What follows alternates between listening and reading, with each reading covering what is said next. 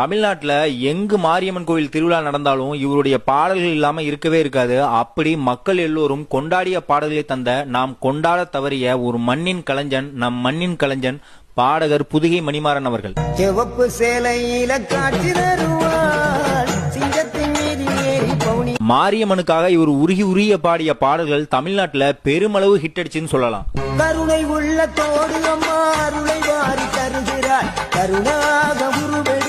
Rickshaw தொழிலாளியா தன்னுடைய ஆரம்ப காலத்தை தொடங்கிய புதுகை மணிமாறன் அவர்கள் ஆரம்ப காலத்துல சபரிமலை பாடல்கள் மூலமாக புகழடைஞ்சாரு.